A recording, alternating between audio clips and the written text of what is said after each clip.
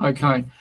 Jim Saleam here in Australia, and I've got with me Dr. Tom Sunic in Croatia. Good evening, Tom. Good evening or good morning, my time, and my best wishes to you and to all of your colleagues, our colleagues and friends in Australia. Thank you. Tom, obviously the media in your country, like in Australia, has been paying a lot of attention to the ructions inside the US establishment with the election of Donald Trump. Do you have any particular way you're looking at that? Is there a challenge to the deep state in the United States? Where's it coming from? What do you think?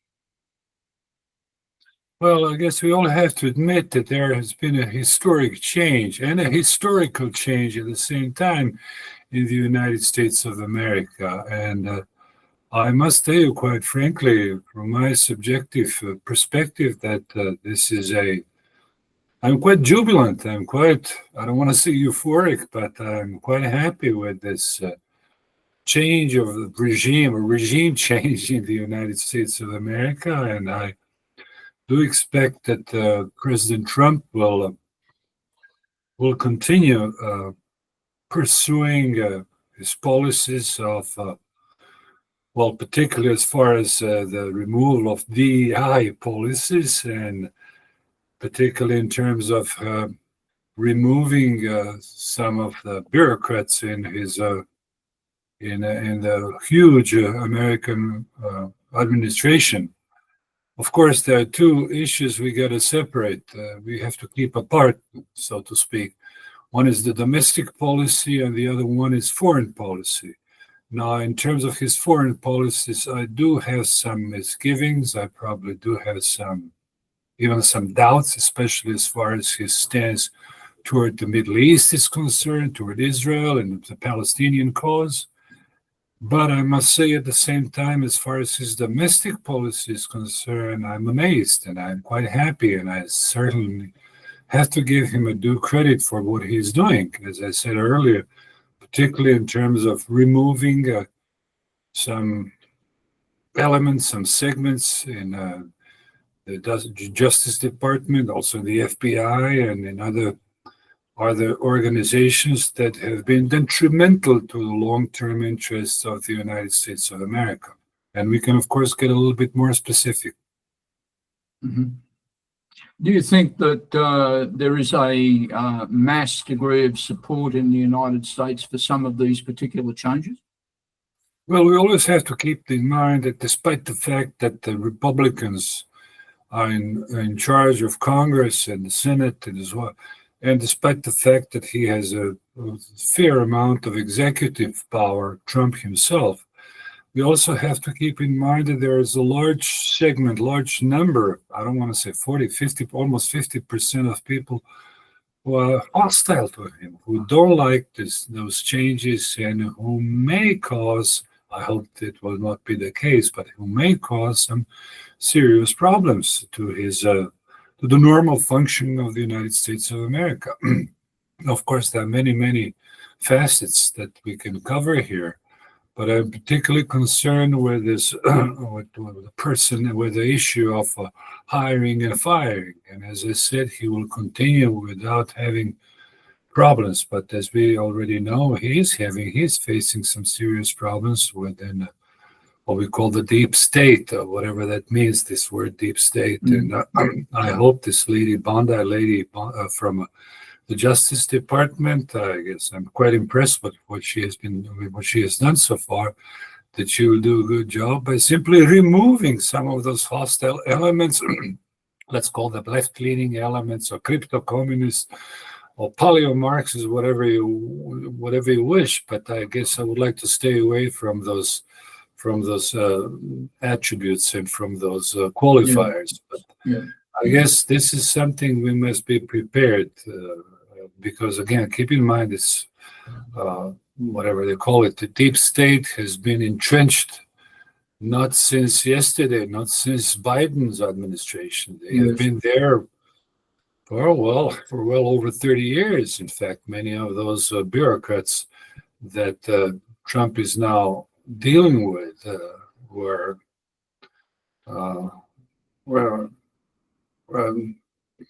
how can I say, part and parcel of Clinton's administration, and particularly Obama's administration and Biden's administration. And I just read the other day, and of course, I'm in touch with some folks in the United States of America, with some of my colleagues, and I was excited about the fact that Pam Bondi, the chief of the Justice Department, has revoked security clearance for Blinken, former Minister of Foreign Affairs, or Secretary of Foreign Affairs, as they call them in the United States, and some other big shots. And I'm quite happy about this because I've never been too fond. In fact, I haven't been fond at all with the former State Secretary Blinken, and his attitude and his stance, or his take, if you wish, toward Russia and towards the Ukraine. And I'm also happy, regardless of what we may think about his background, also that Kash Patel, I guess he's of Indian origin, is also doing a fine job in the FBI. Let's keep in mind the FBI is an important institution, let alone that I'm quite excited about Tulsi Gabbard. I don't know her personally, but I know people who know her well. And she's very active, and she had big troubles during the Blinken's administration. And I'm happy that this time around, Trump is basically focusing on the loyalty of his supporters and loyalty of his staff, unlike the first time during his first tenure, when he basically scrambled up some sort of a weird administration of people, of ad hoc sort of administration. Yeah, so I guess this time he will have more success in his efforts. If we look at the issue of Ukraine, this has been almost as big a change, seeming to Frederick the Great switching sides. It's a very earth-shattering event. Do you think that there's a lot of opposition inside the system in America to the idea of Trump opening up dialogue with President Putin? Well, I guess we can point to some logical fallacies, and I certainly wouldn't object, Jim, if you interrupted me in case I sort of derail, in case I move from my main focus. Like, what is this first logical fallacies? And I guess it concerns all of us, not just in Europe, but also in Australia. Namely, on the one hand, the former administration, Biden administration, was pontificating, so to speak, on the unity and integrity of the Ukrainian borders. Yet at the same time, if you look at the borders of the European Union and the United States of America, up until recently, or even now, they're open. So on the one hand, it just doesn't sound normal. I guess it's a typical logical fallacy. And I guess that's probably the strongest argument that President Trump and his team can offer in support of making some tentative concessions to the Russians. Again, don't get me wrong, and I have to make a disclaimer, and I don't want to sound like a masochist, but I'm not here promoting Putin and his engagement, his military engagement in eastern Ukraine. But I'm just trying to state, I'm trying to put things in the right logical perspective. Here's another thing, another logical fallacy, and I guess we got to be extremely aware of it, especially given the fact that there might be a few Australians of probably Ukrainian origin, or probably non-Ukrainian origin, or white Australians may say, who fight on the Ukrainian side, either in the Azov battalion, or for that matter, as part and parcel of the Ukrainian armed forces. I know very well, in fact, they know me also, some Croat volunteers who are fighting in the Azov battalion. And I to some extent, I feel sorry for them, despite their idealistic stance. So let's say a couple of years back when they joined the Azov Battalion. I don't know truly the number. I don't, but even if I knew, I wouldn't tell it. I guess there might be certainly hundreds, if not thousands, of foreign, we can call white nationalists fighting on the Ukrainian side. And why is this a logical paradox? Look, Well, on the one hand, Germany, which is the largest supplier of logistics and armed vehicles and different sorts of hardware and munitions as well to Ukraine. On the one hand, they are quite vocal about support for Ukraine. Yet on the other hand, and I want to stress this, the same Germany, the same France, the same European Union is enacting extremely draconian laws against the same white nationalists all over Europe, all over Australia. Just look at the judiciary in Australia, what's going on. You know, the guy Dreyfus, I'm not going to talk to some local guys' names here in the Ministry of Justice in France or the Ministry of Justice in Germany. So here we go. This is not just a logical paradox. I consider that a blatant lie and a blatant hypocrisy. How can you support the nationalists in Ukraine? One way or another. I'm not voicing here my opinions and my biases, but if you want to support those white nationalists in Ukraine, then you might just as well support your own locals in your own countries and lift those legislations that are quite draconian. I don't want to use this harsh word totalitarian, but let's keep in mind that unlike the United States of America, which for the time being has still a very strong First Amendment, there is no such thing in Europe. And I think at one of your shows, I already spoke about this. It's a very elegant, very refined, and I should say perfidious almost form of repression in the European Union. You literally have to pay attention to every word of yours. You don't have to be an activist. I'm not an activist, but I deal with my books and I deal with my prose. And also when I publish something, even here in Croatia, even when I get an invitation, because some Croats know from me from Australia, I get quite often invitations from the national TV here in Zagreb. I mean, I was surprised last year that they invited me in the first place. But even there, I have to craft my words very carefully in order not to be portrayed or labeled or whatever etiquette as a right-winger, as a nationalist, or neo-Nazis, whatever those words mean nowadays. They've become so trivialized that you... But again, they're not trivialized in the code, in a penal code of the European Union. So yes, to some extent, yes, I must again... There's another question there, Tom, too. Sure. Why would people who claim to be radical nationalists fight on the side of a group of people who are supported by the European Union, who do absolutely everything against their point of view? It's not just the government angle of it.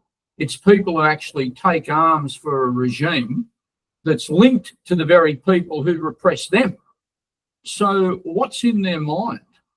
Don't they draw the obvious conclusion they're behaving as what Lenin might call useful idiots?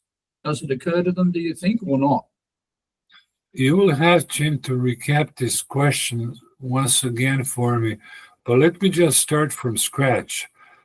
I'm using this conflict, the Ukrainian-Russian conflict, as a, I don't want to use the word paradigm, as a model. Yes. Basically the deep cleavages or divisions, let's use the word division, within the right wing or conservative populace or constituents all over Europe and the United States of America. Yes, I've seen it. Now, let me clarify this and I will give you some examples. I know it firsthand. I actually will be there shortly next month in Finland with Finnish nationalists. They are organizing there a very big conference, not just on the Ukraine and Russia, but it will inevitably come up. we're talking about some ethnic structures and wild migrations, immigrations, and so on. And we'll also talk a little bit about the new ethnic composition of Western Europe and so on. So basically, when I speak with my friends and my colleagues in Sweden, Finland, let alone the Baltic countries, which on many, many issues are completely familiar with us and are quite, as we say, in the same loop, on the same page. Okay, in the same page. Yeah. They are quite skeptical and sometimes they're quite hostile to the Russian cause. And again, you have this tragic legacy of our history, just like Serbs and Croats. Many Serbian nationalists, and I happen to have some very good contacts with some Serbian academics. I just had a dinner the other day with a gentleman here, with a Serbian well-known academic, Misha Đurković, Dr. Đurković from Belgrade, well-known guy. So again, the Serbs and Croats are nationalists, if you wish. And again, as I said, please do apologize me. I don't like using this word nationalist. I don't like using the word patriot because it sounds a little bit too romantic and too flowery.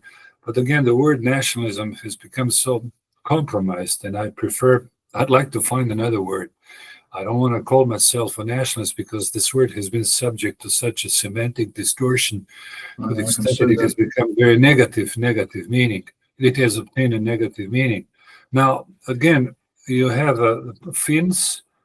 They usually claim, look, Tom, Mr. Sunic, we were under occupation by the Russian Tsarist government, and I will talk about Alexander III. We are going back to the late 19th century, where Finland didn't even exist. It was part and parcel of the Tsarist Empire.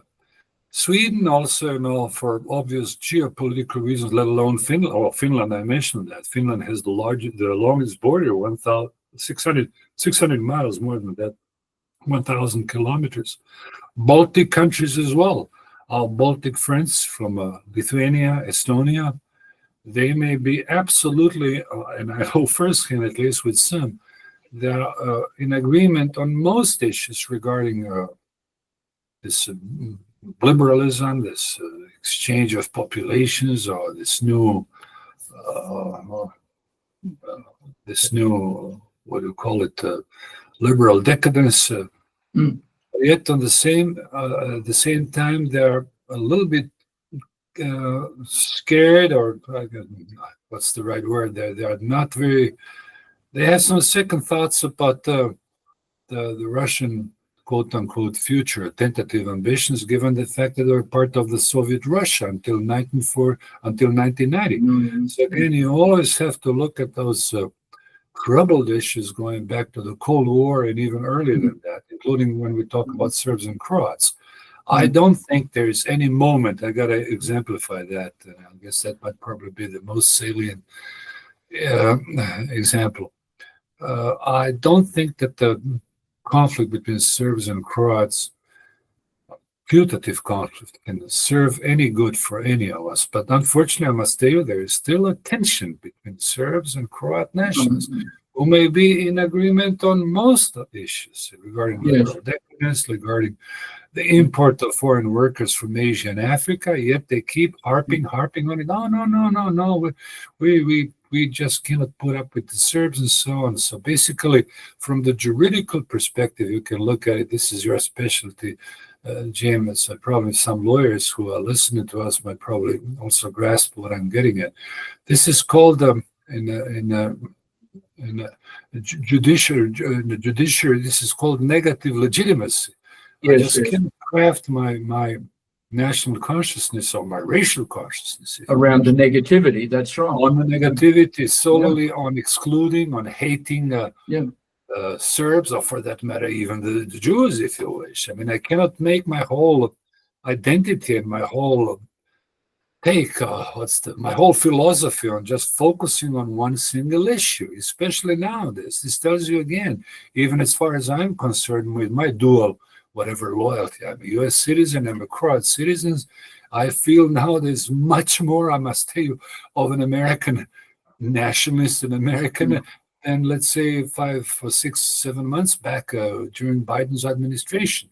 Because identities keep changing, identities constantly keep changing. They're not the same.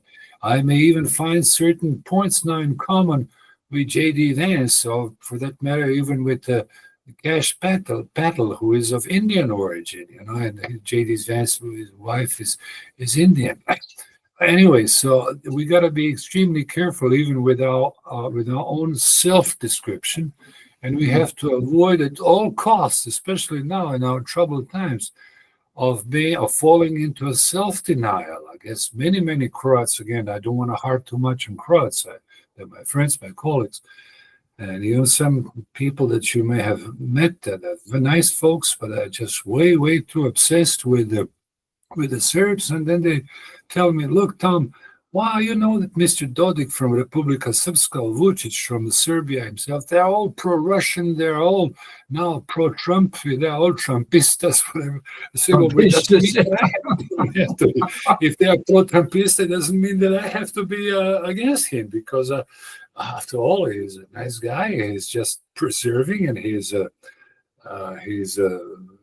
amplifying, or how can I put it? He's protecting American sovereignty, and I guess he's doing a good job, despite some errors he's making. Yeah. And again, we have to be very careful with those, I call them false syllogisms, false deductions. And I guess, unfortunately, this is sometimes the case even among quote-unquote high scholars at the Macquarie University or Sydney Times, whatever you call it. False syllogisms. Let alone the Australian judiciary, which again, from my neck of the wood, when I hear what's going on, because I read the Australian newspapers quite often. And again, I wouldn't like to get involved now into nitty-gritty things. I know you are. It's a different ballgame down there.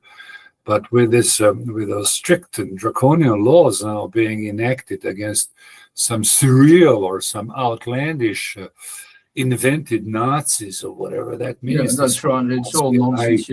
Jesus, I guess in fact, I don't like the word Nazi, because this is not in a popular, it was not an official.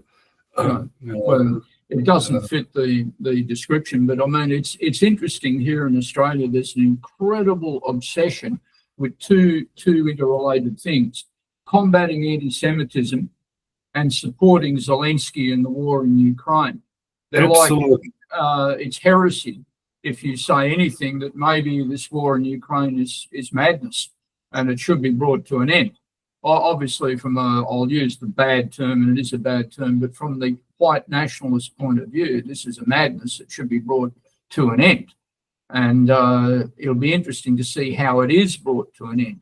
I mean, obviously, we have a lot of old-style anti-communists in Australia who still believe that the Russian state is a communist country, and they believe that it's going to march westwards like 1920 with Trotsky or something along those lines. I can't imagine where they get this from. Is it propaganda? I'm quite glad, Jim, that you have raised this question. Let me focus on an issue which I think is quite important, especially when we talk about the so-called Jewish question, or some quote-unquote bizarre Jewish influence, be it real or surreal. First and foremost, let me just make it perfectly clear. And this is exactly the palaver that you hear often among Croatian nationalists. They say Russia is the continuation of Soviet Union.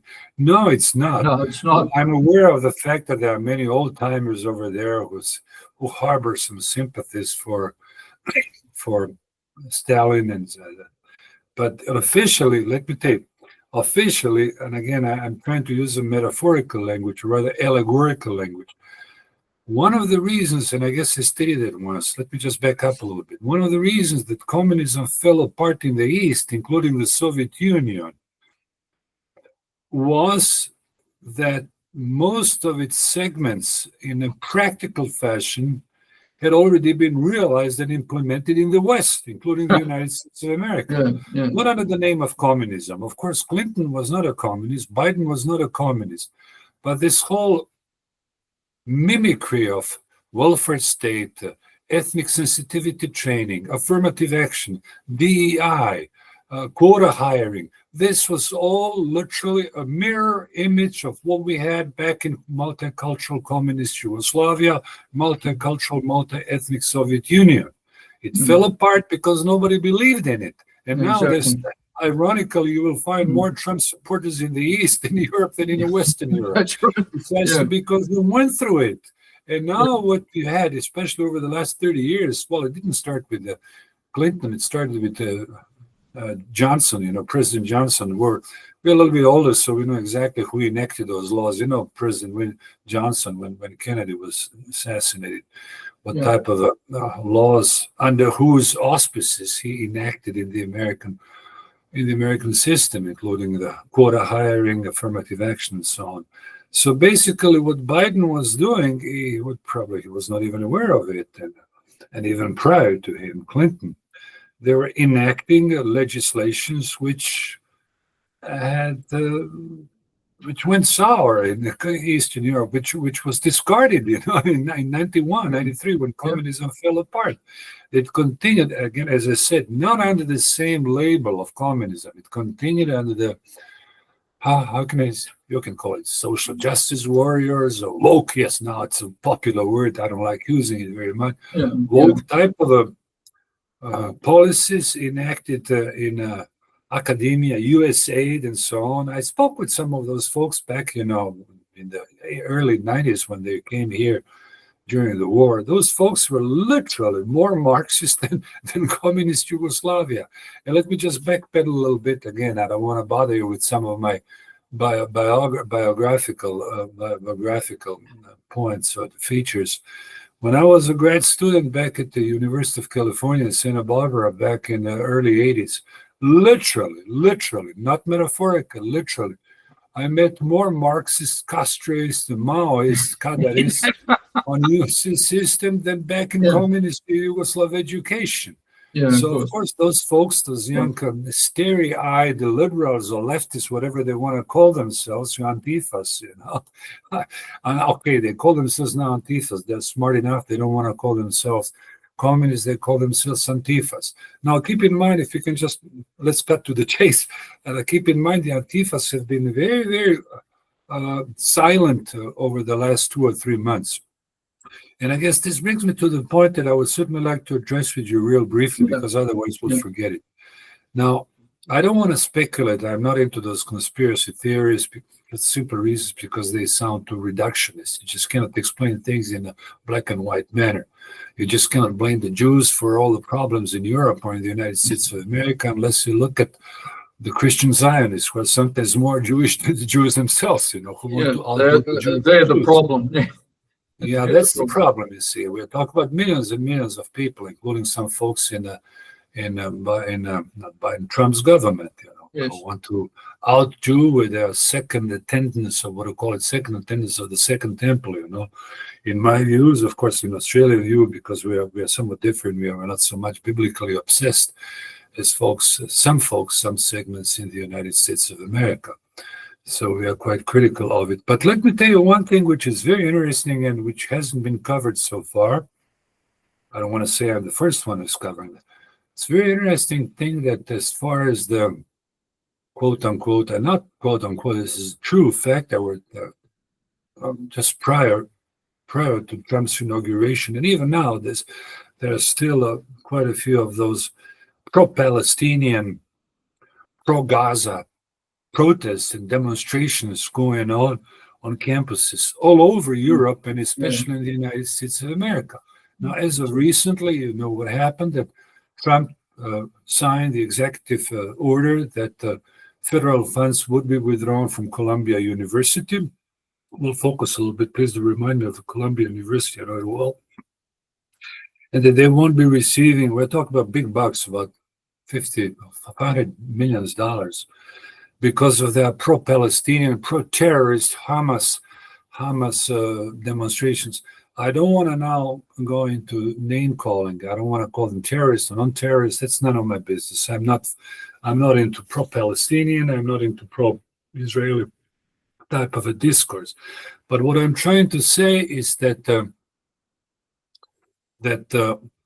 basically those Antifas and those pro-Palestinian demonstrators, be it down under in Australia on campuses, or for that matter in Berkeley, or for that matter to Columbia University, who brought who made those Antifas? Who made them? Well, we know very well, especially as far as Columbia University is concerned. Let me just back up a little bit and I just refresh your memory and the memory of our listeners. Columbia University was the major new left university during the Cold War, and even prior to the Cold War, even during the Second World War, many Jewish intellectuals, some high-powered intellectuals, moved to New York, moved to Columbia, and they were very, very high-tech and high-powered intellectuals. And they actually, like the Columbia University, had traditionally been like a storehouse of top-notch Jewish intellectuals, sociologists, philosophers, and so on and so forth. Now, over the period of the last 70, 80 years, since the Second War, due to the Jewish influence, especially in academia, we talk about 25% of professors in America who have in social sciences who have Jewish background. And of course, it was in their interest to bring as many multicultural segments, if you wish, into the American educational system. But it now backfires. That's right. We have the same here, Tom.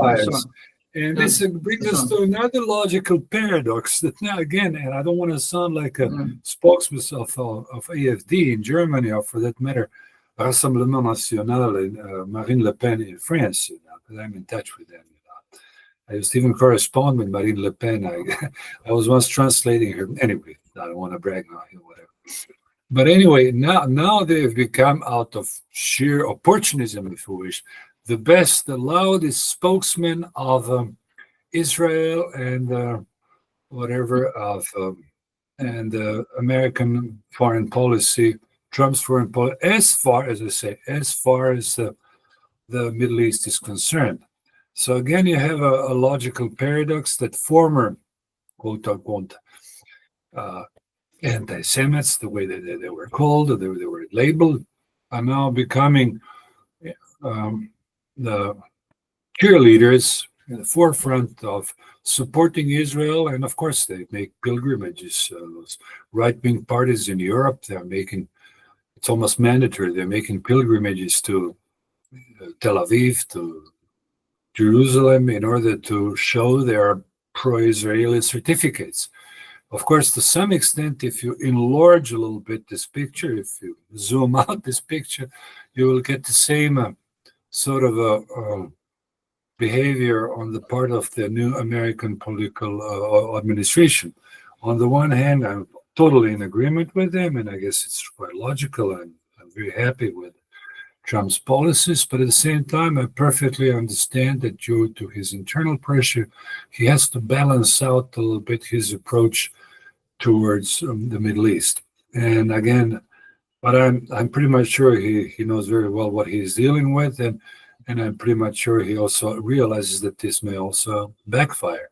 In fact, I'm quite happy, regardless of what I think, please don't get me wrong, I'm happy that he nominated a Muslim guy of, I think, of Arab origin, ambassador to Kuwait just the other day. Minnesota has a large number of Muslims, and Trump wants to sort of,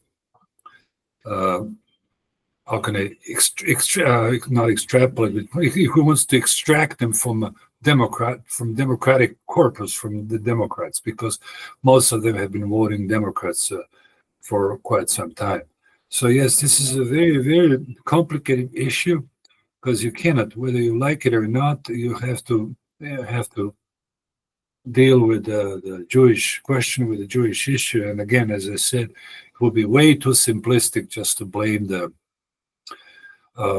Dershowitz or Dreyfus, whatever you want to call them, or some big shots of Jewish origin or Nuland, or for that matter, Blinken, for some quote unquote the real or surreal influence, unless you first and foremost look at critically at the Bible and the Old Testament and many goyim, let's call them, or Gentiles, who in their Bible preaching and Bible thumping sometimes often out Jew and want to surpass Judaism in their behavior. And of course, it reflects itself in a secular fashion in foreign policy. It's inevitable. And I may have certain respect for Mark Rubio is a nice guy, and although his new envoy now to the Middle East is all, let's call them Christian Zionists, but they certainly have a great deal of sympathy for Israel. But they also got to be careful how they're going to deal with 1.5 billion Muslims, which doesn't mean that please don't get me wrong. No, I don't want to make disclaimers here. I'm not very happy with the fact that we have Europe itself. And again, I don't want to recap myself for what I already said in your previous show. Way too many, unlike the United States of America, most of those migrants are 80% of them were Catholics or Christians coming from Latin America. Over 40 million non-Europeans, first, second, third generation in the European Union, 80% of them are Muslims. So it's far more difficult to assimilate them. It's virtually impossible. So I'm not ruling out some serious troubles here in Europe. Can I ask you, if for argument's sake, sorry, that's right, but I'm well. If this war in Ukraine ends, do you see increasing instability in Europe? In other words, a lot of the governments may not be able to function properly, that there could be new mass movements arise against these governments. What do you see? This war will end, and there will be incredible chaos after this war. Where do you see this chaos going on the European scene? There is a short answer to it, Jim, and there is also a long answer. I'll first try with a short answer. There will certainly be a chaos, just like there was a chaos in Croatia shortly when the war ended in 495. '96. Chaos. I don't mean necessarily chaos in a physical sense, in a physical modus, but rather chaos in terms of firing and hiring, who you're going to promote, who you're going to side with, and so on. Yeah. So yes, like the Ukraine is the country, well, the size of France or the size of Texas approximately. We know that Ukraine, they lost over 1/5 of their population. First, you got over 3-4 million Ukrainians, well, probably even more. I don't want to speculate with the numbers. I'm always looking careful. There's over 1 million Ukrainian refugees, or whatever they call them, in Poland. And Germany has the largest number, over a million. And then America has about 300,000 Ukrainians. France also has a large number. Croatia has about 20,000 Ukrainians. And of course, the question arises, what is going to happen with those folks? Are they really willing? Or did this war come as a blessing in disguise for them? Again, you don't want to return to the ruins. You don't want to return to a country which had literally turned into a basket case and expecting some billions and billions of dollars into rebuilding this country. That may sound good, but this is a long-term investment. It certainly will swallow a generation or two. So yes, I do not rule out that there may be some serious problems in Ukrainian per se. Now, the main problem that I'm certainly very much concerned with, the European Union has failed. And this war in Ukraine is a clear-cut signal that the European Union has not been capable of dealing with some major foreign policy issues. I guess this is something that the European Union, or particularly the European Commission, is hiding, or simply don't feel comfortable talking about. This is no secret. This is like open secret. Everybody knows that this is basically a non-starter. It was a non-starter. And I can exemplify that with the case of ex-Yugoslavia, 1993. The European Union was not willing, not capable of putting a stop to the war. Then you had the Middle East troubles so-called Arab Spring in 1907, 1908, the European Union was not capable of speaking in one's unisono voice. And then, as of recently, as far as the Gaza syndrome is concerned, the Palestinian cause, other than dishing money, and the European Union has been dishing quite a bit of money to the Palestinians for quite some time.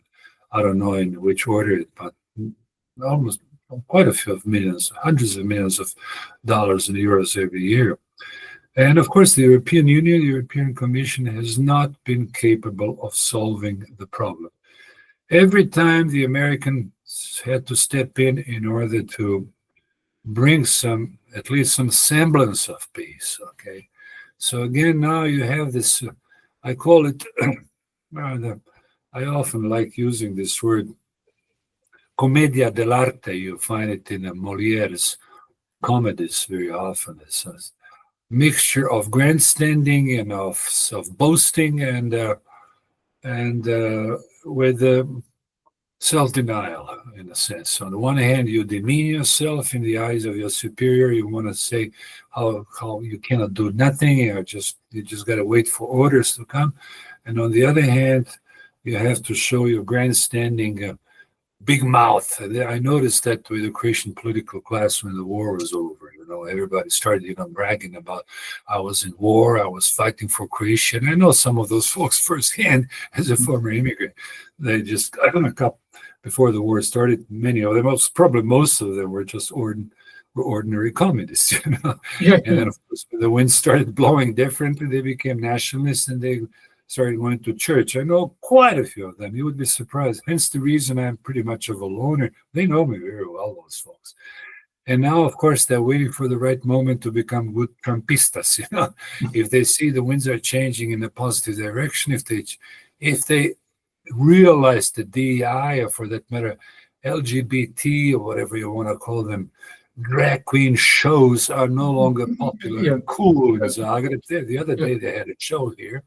They will back up and they will back off and they will probably start making surgeries in the opposite sense. They will start growing those, their organs back. Yeah. So I guess that's a human nature, and I guess you got to look at it that way. And I am not too vindictive, but at the same time, it costs lots of lives, and it costs careers, and I feel sorry for people who are loyal to their ideas and ideals. Yeah, I think just coming back to that idea of chaos in the post-Ukraine war world, if you're right, and I agree with you, by the way, but for the sake of the hypothetical, if you're right, and the European Union structures are seen never to have really worked, can you possibly see the breakup of NATO, the breakup of the EU, a new movement in favour of sovereignty? Does that make sense to you? Sure. Well, let me tell you one thing.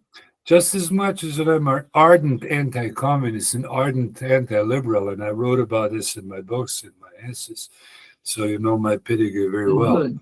It doesn't mean at all that I'm a pro-nationalist in this classical traditional sense. Keep in mind, this nationalism, those tribal wars, they have cost us dearly. We lost our best gene pool during the First World War, not just during the Second World War, also during the First World War, even prior to that. Look, let's face it, and I know many nationalists, be they Croatian or Serbian or Swedish or Irish origin who live in Sydney or Melbourne, will not like it. But by and large, the entire European history has been a history of tribal wars. Just as much as we can brag about our history and our cultural memory, it sounds very romantic, about our books, about our Goethe, about our Homer and Iliad and so on. But keep in mind that there were very few moments of peace and mutual endearment. I guess this entire history has been a history of butchery. And I can now pontificate and I can now lecture on how we got to be all white and how we can create all white countries. That's fine. It's good. Looks good to me. And I certainly would like to see Croatia more stable, more more homogeneous, more white, if you wish. I'd like to see America more white as well.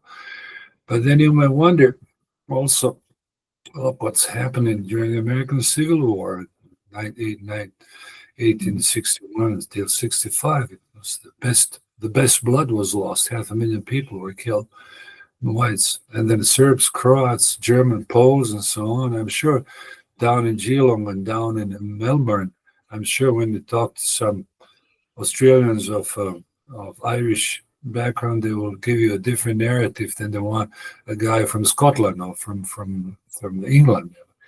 I guess we have to overcome those nationalists, those petty nationalists. The petty past, that's right. Yes, and probably try to overcome or to find a common, let's say, Greco-Roman, well, also Christian, veneer, and use it as simply as our identity. So, I've been thinking over this over the last couple of years, and I must tell you, quite frankly, I was an ardent Christian nationalist, but then never to the point of excluding the other, because then sometimes wonder if there is no other with a capital O, that cannot be the same either. So I don't want to philosophize too much, but what I'm trying to say is at this stage, the European Union, again, let me just back up. The European Union has not been a political entity. This has been basically a transfer union. It was a transfer union like a big company for shoveling money, for dishing out monies from Greece from central banks to Greece and then to Portugal. They benefited from quite a bit. Poland also they scooped up some big bucks over the 2000s and so on. But those times are over now. So I guess I certainly wouldn't mind having a European Union. But then if we have, first and foremost, we have to put politics and not money and not economy in charge. That's right. On top. I guess this is, I don't want to sound like a Marxist, but the fact of the matter is that the European Union has turned into a big mercantile, a merchandise. Yeah, well, that's what it is. Yeah. And of course, it reflects itself also on my daily stance, my daily attitude towards my colleagues, also to my friends, to my people that I meet. Everybody is calculating something. The whole system has turned into a calculus exercise, just like in Australia. Everybody wants to make a profit. And I hate to say that. I don't want to sound too pathetic, but I do sound sometimes. I am pathetic in a sense. When they ask you, Tom, what did you write? What did you publish? How are you fighting with how do you look at your syntax when you submit your articles in French or in English or whatever? Just look at how big car you have, how much on a bank account you have. And this capitalism is just as ugly as communism. So I guess we have to reject it, and we have to reject those. I call it now. We have, Anderson Barth wrote about this. You may want to read it. He wrote the best sociology of capitalism. Yes. And I always like quoting Alain de Benoit's very short sentence. Capitalism. Communism kills the body, liberalism kills the soul. Now you have the legacy of both in Eastern Europe and to some extent even more so in the West. They're still copying, they're still imagining that some sort of a final European end of history can be achieved around the corner. No way. History is cyclical. Do you believe that the legacy, the enormous legacy of men like Alain de Benoit and others, and you're a participant in that movement too, can help to create the new syntheses that will be necessary for I'll call them pro-national people in all of the European countries to move on after the collapse takes place in Ukraine, after there's a challenge to NATO and whatnot inside. You said quite rightly that the pro-national forces must not return to the bickering of the past. Do you believe that there's actually the potential for new syntheses to move on from that? Right. Where there, I have this classic, I guess it's a Nietzschean expression, but it doesn't have to be Nietzschean. Even folks here, peasants from local guys, they know this wisdom.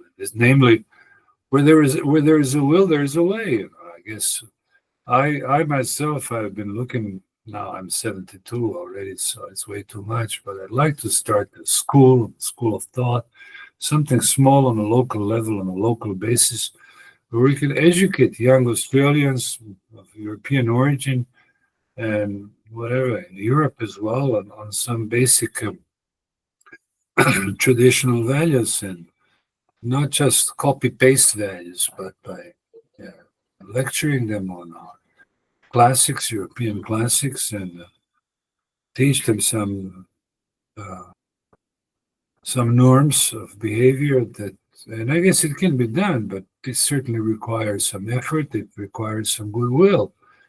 And as I said, and I keep saying that over and over again, I do actually, I must tell you, I will be going to a couple of lecture speeches, most likely to the United States of America as well.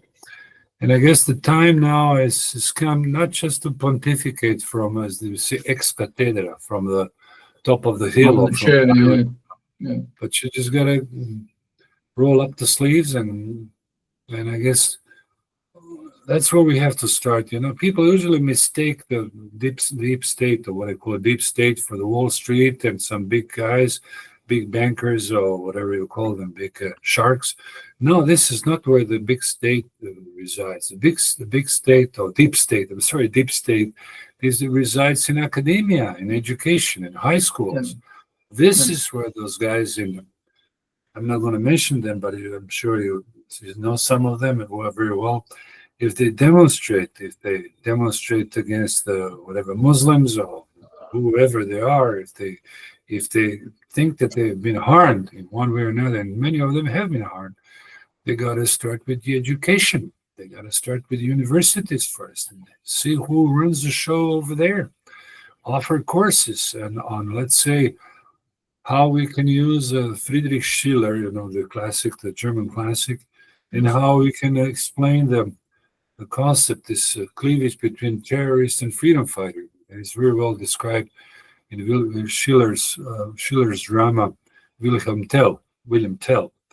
And then we can also use Kleist, the German 18th century author I like very much, very pessimistic, who also write about this uprising and revolt of peasants who were oppressed by the local landlords, savaged, beaten, violated, whatever. But he actually, and when do we start the revolt? What type of a revolt it has to be? So I guess those books and those classic authors can often help us in framing our discourse in an acceptable manner, and not just pontificating on race and this and hate speech and so on, because then you get caught into this whirlwind of judiciary and criminal code that can, cost you your career, your family, and life. And of course, I'm not ruling out that we also have to study sociobiology, behavioral genetics, which has been completely erased from a school curriculum. And I just wrote a letter. I mean, there's nothing to hide. The State Ministry of Justice, Department of Justice, a very academic letter about how the curriculum in the United States needs to be reshaped. And exactly in those words, the big state or deep state, what do you call it? Deep state is not located among bankers and the media necessarily. It's located in academia and high school. And this is what you got to teach the students. Of course, you don't want to start with some heavy-duty literature like Nietzsche or Schopenhauer. This may require some time. But some classics you can use. And of course, it's inevitable. Homer. I mean, I like reading the Iliad because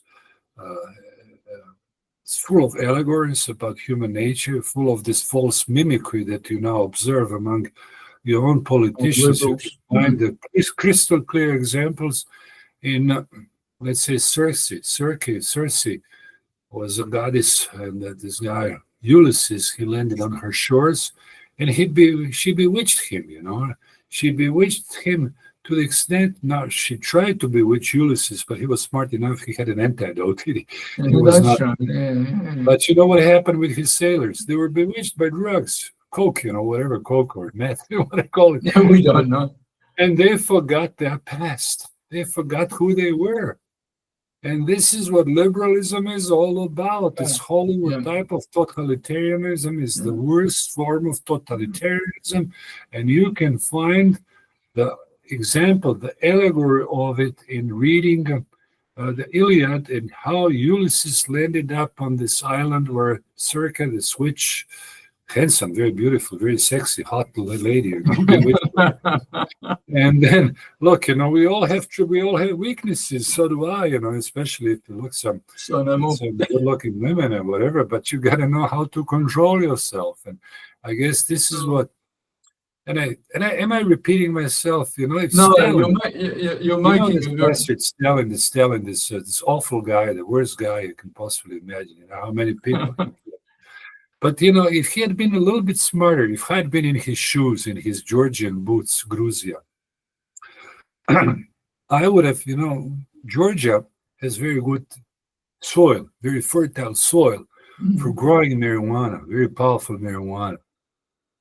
And instead of using gulag sewage system, he could have used, he could have just planted marijuana fields and just poisoned the whole nation, Russians, Georgians, Lithuanians, what have you, with those drugs. And this is the best way. This is how the capitalist system is, with this Hollywood system, has functioned so far. And I guess smart dictators, and I'm not spokesman of them, quite to the contrary, they are my arch enemies. They will know in the future how to use those methods of brainwashing, literally brainwashing and throat washing those young, naive, gullible students into submission of some surreal world of totalitarian, where they actually become friends and lovers of their self, what do you call it, self-pain, of the system. They will succumb to it. They will totally become part and parcel of this. They will enjoy being a victim of it. Anyway, so there are quite a few things that I'm a little bit scared of. One thing that may happen, I'm not ruling out there may be a crisis, there may be an economic crisis, because keep in mind the life costs, the costs of living in Europe and Croatia have skyrocketed. They went up high, especially as far as energy is concerned, oil and even food went up. So I can tell you, when people start feeling this crunch, they might start. Unfortunately, they'll probably not think beforehand. They just go with as a knee-jerk reaction where it hurts the most when you hurt their pocket and when you hurt their digestion system, then they will start probably rebelling and revolting against the system. But this may not be far-fetched, because Germany is in a poor situation. I don't know if you're familiar, if you follow the news. I know firsthand because I'm in touch with them. Supposed to travel there to Munich one of these days and give a lecture in German over there with my colleagues. And they've given away so much money to quote-unquote refugees, to migrants, false migrants, and to the extent that they had to cut down on their pension funds. Yeah, we have the same. Yeah. And again, this at some point, well, probably we deserve it, because we all spoil rotten in a sense. We throw so much food anyway. I wouldn't like to move away from our main point and main focus, but just to give you an idea. Yeah, well, that's a bit of a roundup on a couple of things. Right. But just to come back to what we were talking about, the increasing disorder in European politics. Obviously, I don't know what the situation is in Croatia, but there's all sorts of allegedly patriotic parties and all sorts of things. Some of them are, as you've said, some of them aren't. They're all over the shop. But that's a sign in itself, isn't it, of a mass dissent? Dissent, opposition, protest, dissent. Well, Can you be a little bit more specific? Of course, there Well, is some. like for example, take German politics. There's a so-called left-wing politician there called Wagenknecht, who Right. Yes. who's come out of the left, but she advocates border controls, excluding of certain refugees, all of this sort of thing, things that you wouldn't have imagined only a few years ago. Okay. Yeah. You have tackled on a very, very sensitive issue. And I spoke about this on TV the other day. I'm surprised as to that they aired it all. Look, Germany is a semi-sovereign country, to put it diplomatically. Undiplomatically, Germany is an occupied country, right? Germany doesn't have a full sovereignty. German constitution, there is not such thing as German constitution. They call it Grundgesetz. It's a basic law. Was basically crafted by the American occupying troops in 1949. And in fact, it was blessed. Though the Americans, the Germans signed it, but it was actually it was crafted by the American lawyers. Their educational system also has been over the last 80 years deeply entrenched into this Frankfurt School type of. I'm talking about social science fields, in this legacy of Frankfurt School. And up to the point now, as far as the new government is concerned, it's a very fragile government. I don't know if you're aware of the fact that the majority of the AfD, which is in the official parlance of Germany, this is considered a right-wing neo-fascist party. They have a large. They actually scored 20% of more than 22% of votes in the recent election. Of course, it would be natural for the ruling new government, new administration, CDU government, to be in some sort of a coalition with them. But of course, for those masochistic reasons, for the stigma of the Second World War, they call it the firewall. They call it the Brandmauer in Germany. The quote-unquote establishment conservative parties are not allowed to enter into alliance with what they nominate, what they design as right-wingers. So basically, to put it bluntly, and to put it in a simple everyday lingo, it's a very fragile, it's a non-legitimate government, so to speak. It doesn't have a... I'll play a devil's advocate with you, Tom. I think it does them a favour because you look at these so-called right-wing parties in places like France and Italy that have entered into coalitions with these conservative parties. It rots their soul. It destroys them. It turns them into the very thing that they protested against in the first place. So maybe excluding them might have a moral strengthening element. Does that make any sense to you? Absolutely. And again, we come to the point where it's extremely hard even to make a difference between left and right any longer.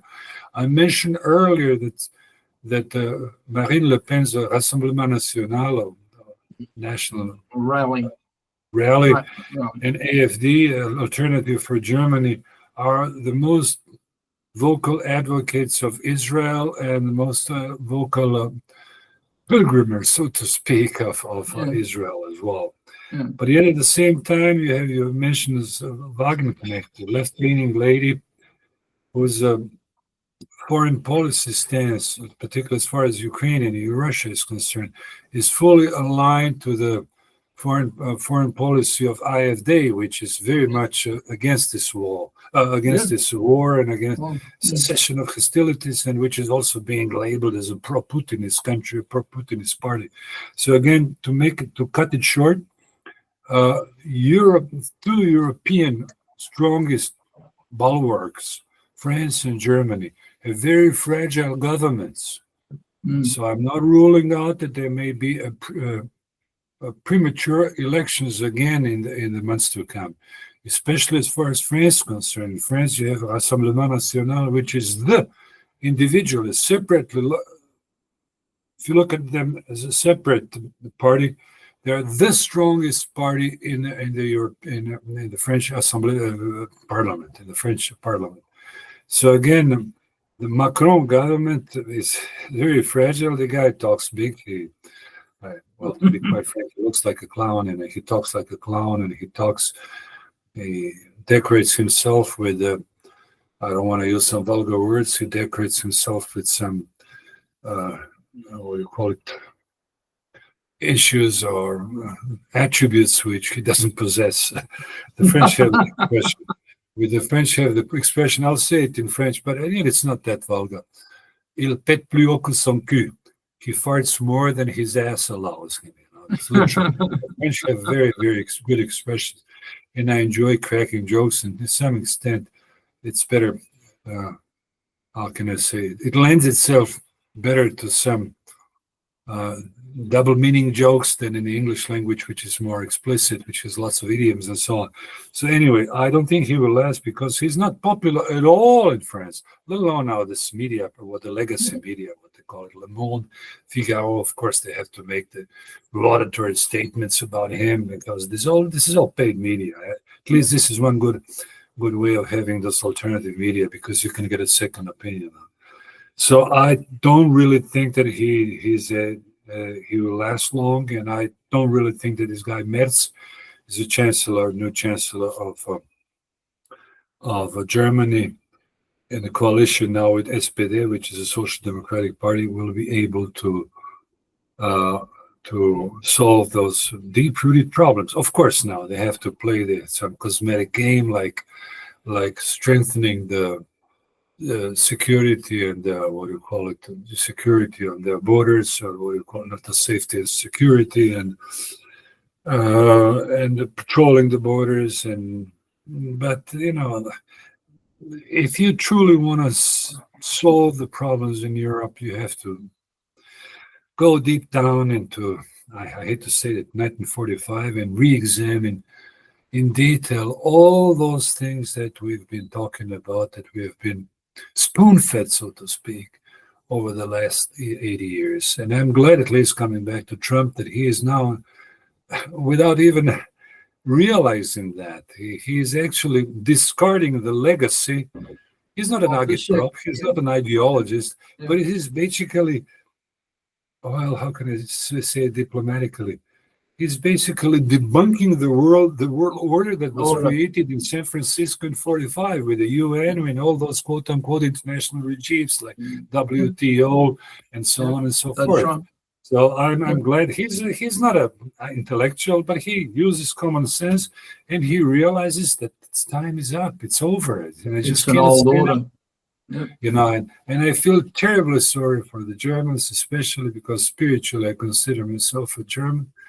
And to some extent, I draw the parallel with the Croats as well, who have been demonized over the last 8 years as Ustashas, as fascists, and all those figures, all those victimhood stories that you've heard from communist historiographers or hagiographers or anecdotal apocryphal scribes or what have you. I'm sick and tired of them, but it's falling apart. It's falling apart. Of course, for the semblance reasons, we have to posture that. We have to talk about Antifas. We have to talk about the Nazi crimes. You have to inflate the number of Russian soldiers killed during the Second World War and so on. But things are coming to their place. People are getting a little bit tired of this. They want something better. And I guess now we live in a vacuum, what the Latins say, the interregnum. And again, come back and we can end up with that. Jim, it's always a pleasure talking to you. Yes, I was going to say that.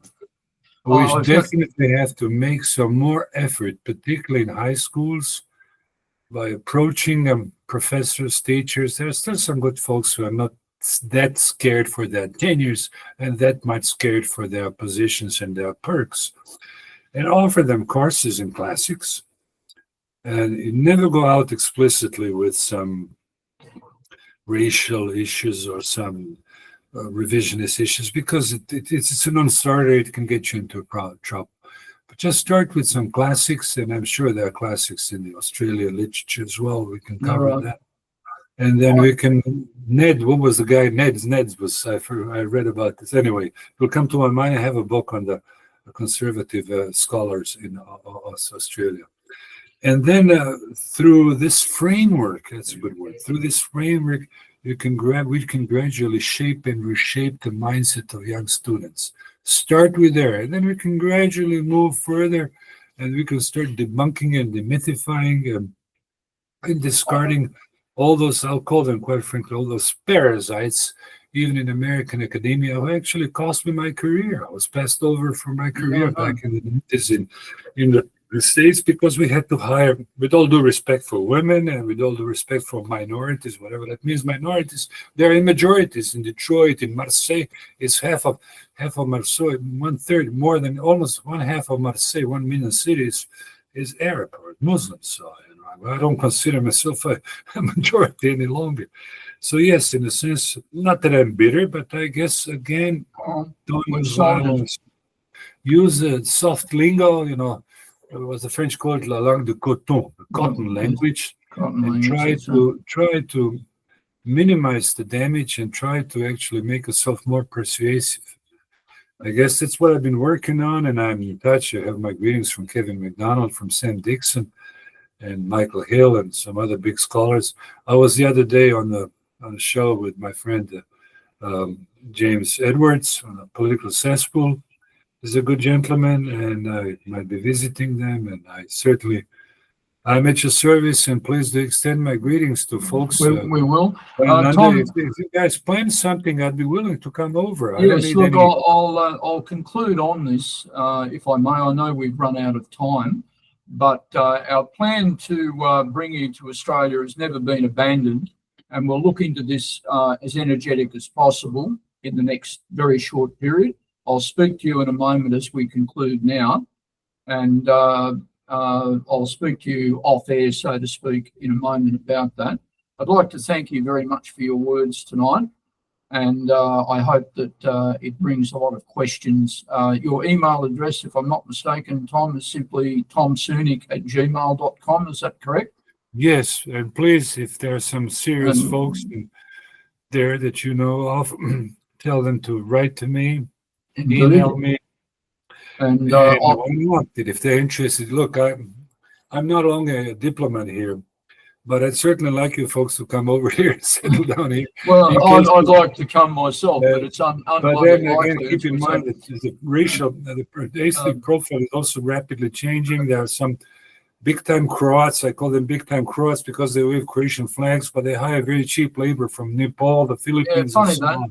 Funny so that. It's not good. Not good, I can tell you that. Those sort of people reside here too. Well, thank you very much, Tom, and we'll speak again very, very shortly. And thank you, everyone. Please enjoy. Thank you very much, and have a nice day. Bye for now.